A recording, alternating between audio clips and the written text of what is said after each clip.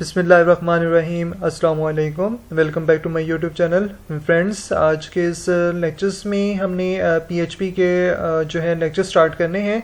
तो इस सीरीज़ के अंदर हमने जो है पीएचपी के सारे कॉन्सेप्ट्स को हम कवर करेंगे। इस सीरीज़ के अंदर हमने जो पीएचपी की जो चीज़ें हो सकती हैं पूरे कोर्स को हम कवर करने जा रहे हैं। तो आज के इस फर्स्ट लेक्चर्स के अंदर आज हमने पीएचपी के बारे में हम डिस्कशंस करनी है कि पीएचपी के इंट्रोडक्शन के बारे में हम डिस्कस करेंगे कि पीएचपी है क्या चीज़, इसको क्यों यूज़ करते हैं और किस लिए इसको यूज़ करते हैं और इससे क्या बेनिफिट है और क्यों यूज़ इसको किया जाता है। तो लेक्चर स्टार्ट करने से पहले अगर आपने मेरे चैनल को सब्सक्राइब नहीं किया तो इसे जल्दी से इस चैनल को सब्सक्राइब कर दें और बेल आइकन के बटन के ऊपर इसे प्रेस कर दें। तो इस चैनल के ऊपर आपको एक वेब एप्लीकेशन डेवलपमेंट के कोर्स के जो कुछ टास्क होते हैं जो कि आपको यहाँ पे मिल जाएंगे, सारे कोर्सेज के टास्क यहाँ पे आपको मिल जाएंगे। वहाँ से आप अपने की प्रैक्टिस भी आप कर सकते हैं। तो इस तरीके से आपके कोर्स में जो वेब एप्लीकेशन की जो मतलब प्रैक्टिस है आपकी वो बहुत अच्छी हो जाएगी और इसके ऊपर आपकी जो ग्रिप है वो स्ट्रॉन्ग हो जाएगी। तो अब उसके बाद हमने लेक्चर स्टार्ट करते हैं। तो फर्स्ट लेक्चर्स में आज हमने इंट्रोडक्शंस पढ़ना है पीएचपी के बारे में। तो पीएचपी स्टार्ट करने से पहले मैं आपको कुछ चीज़ें आपको बताना चाहूँगा कि अगर आप पीएचपी अगर आपने स्टार्ट करनी है तो इससे पहले आपको कुछ प्रियोर नॉलेज होनी चाहिए एचटीएमएल की, सीएसएस की एंड पीएचपी की। ये नॉलेज आपके पास होनी चाहिए जिसके अंदर आपको HTML का आपको पता होना चाहिए कि HTML क्या है, टैग्स HTML के क्या होते हैं, CSS के skating style sheet, internal external जो इनलाइन जो CSS होती हैं उन सब के बारे में आपको पता होना चाहिए। देन उसके बाद जावास्क्रिप्ट, जावा के बेसिक फंक्शंस और उसको कैसे अप्लाई किया जाता है, जावा के को सारी चीज़ें आपको ये चीज़ कवर होनी चाहिए। देन ही आप जो है पीएचपी के ऊपर आप इसको चीज़ों को कवर कर सकते हैं। तो पीएचपी में हमने एक एज आ हमारी जो पीएचपी एक एज अ बैकएंड के तौर पर हम काम करते हैं, जिसे हम कोई डाटा स्टोर करवाने के लिए, डाटा रिट्रीव फेच करवाने के लिए, अपने डाटास पे वर्किंग करने के लिए हम पीएचपी के काम को यूज़ करते हैं। तो ये लेक्चर्स करने से पहले आपको ये सारी चीज़ों का कॉन्सेप्ट आपको आना ज़रूरी है, देन ही आप पीएचपी का काम कर सकते हैं। तो अब स्टार्ट करते हैं इसमें पीएचपी का इंट्रोडक्शंस के अंदर। तो पीएचपी का मैं आपको बता दूं कि इससे PHP stands for hypertext pre processor. ठीक है, ये पीएचपी एक हाइपरटेक्स्ट प्री प्रोसेसर है। इसको एज हम बैकएंड के तौर पर यूज़ करते हैं। आपको फ्रंट एंड और बैकएंड का आपको पता होगा। फ्रंट एंड जो हम चीज़ बनाते हैं वो फ्रंट एंड होती है और बैक एंड में हम चीज़ें स्टोर करवाने के लिए, मतलब डेटाबेस के अंदर चीज़ों को स्टोर करवाने के लिए हम पीएचपी को यूज़ किया जाता है।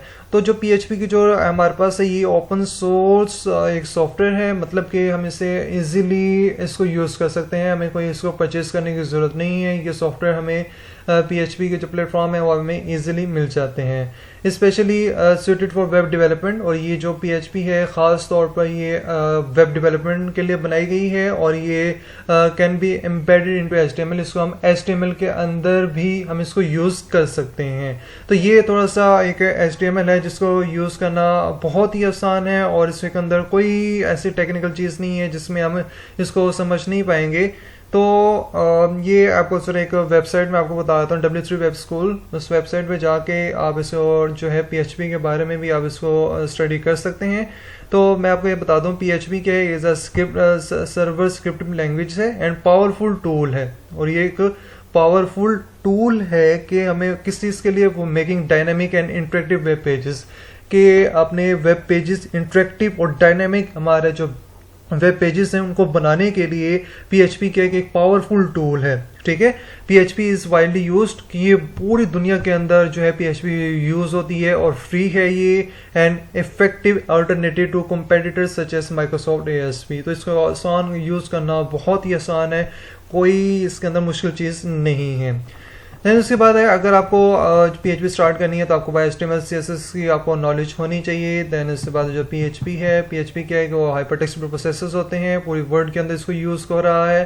PHP scripts are extended executed on the server. जो पीएचपी का जो काम है ये हमारे सर्वर के ऊपर काम करेगा, हमारी डायरेक्ट खाली वेब पेजेस के ऊपर काम नहीं करेगा। हमें एक सर्वर चाहिए होता है, उस सर्वर के ऊपर आपको ये काम चलेगा। और सर्वर क्या होता है नेक्स्ट वीडियो के अंदर आपको मैं ये चीज़ समझा दूंगा। नेक्स्ट के अंदर हमारा ये टॉपिक है सर्वर के ऊपर। नेक्स्ट उसके बाद है PHP is free to download and use, कि पीएचपी को डाउनलोड करना और इसको यूज़ करना बहुत ही आसान है, बहुत ही आसान है।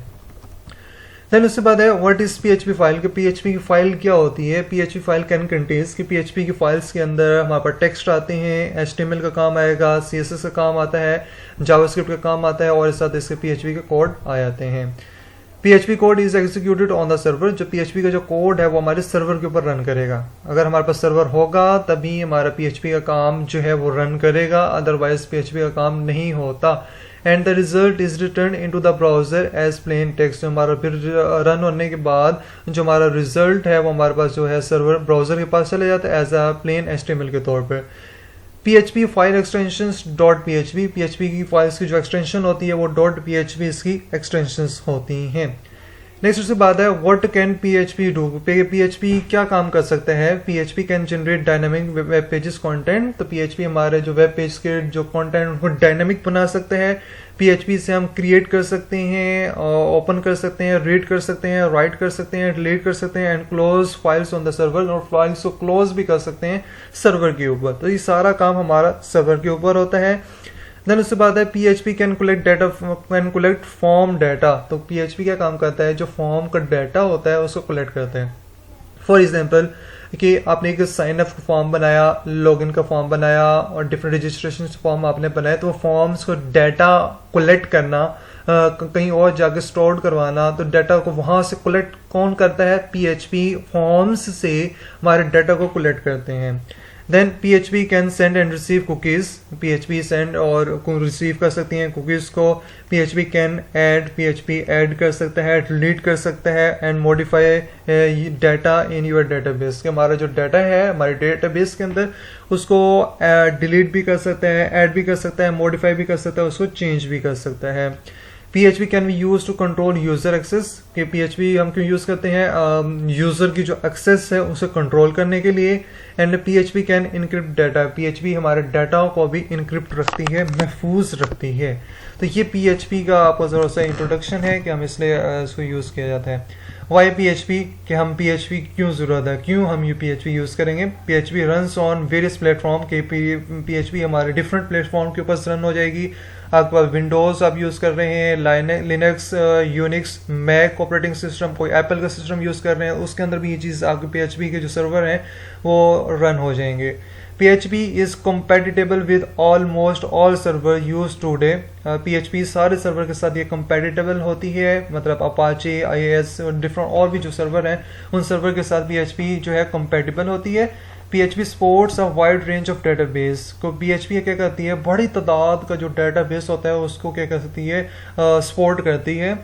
PHP इज़ फ्री, PHP बिल्कुल मुफ्त है, इसको आसान करना, इसको यूज़ करना बहुत आसान है। Download it from the official web page, कि आपने जो अब PHP डाउनलोड करनी है इसकी जो ऑफिशियल वेब पेज है वहाँ से जाके आप PHP को डाउनलोड कर सकते हैं।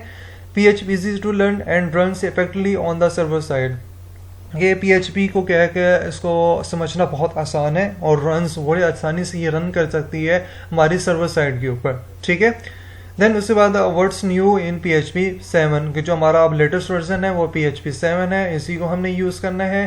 उसके बाद में आपको PHP की एक ये आपके पास वेबसाइट है PHP की, आपने php.net गूगल पे सर्च करना है तो आपके पास एक वेबसाइट आ जाएगी। ये PHP की एक वेबसाइट है जिसके ज़रिए आप यहाँ पे डिफरेंट इसके कोर्सेज, मतलब डिफरेंट जो चीज़ें आप सर्च करना चाहते हैं PHP से रिलेटेड, यहाँ पे आप काम कर सकते हैं। डिफरेंट आपके पास ये PHP के वर्जन्स आपके पास नज़र आ रहे हैं, तो यहाँ से आप अपना सारा जो काम आप करना चाहते हैं PHP के से रिलेटेड आप यहाँ पे इसको काम कर सकते हैं। तो ये आपका PHP का एक तौर से इंट्रोडक्शन था, जिसमें आप नेक्स्ट टाइम इंशाल्लाह आने वाले वीडियोस के अंदर हम सारी PHP को चीज़ों को हम डिस्कस करेंगे। तो होप से यहाँ तक आपको समझ आई गई होगी। इंशाल्लाह हम नेक्स्ट वीडियो के अंदर हमने अब डिस्कस करना है इंस्टॉलिंग जैम को हम इंस्टॉल करेंगे। वो आपका एक सॉफ्टवेयर है जो कि मैं आपको नेक्स्ट वीडियो के अंदर सारी चीज़ें आपको समझाऊंगा। तो फिलहाल के लिए ये लेक्चर्स 1 के अंदर हमने PHP को इंट्रोडक्शन से डिस्कस किया है, तो यहाँ तक आपको चीज़ें इंशाल्लाह आपको समझ आ गई होंगी। तो thank you so much for watching. अल्लाह हाफिज़।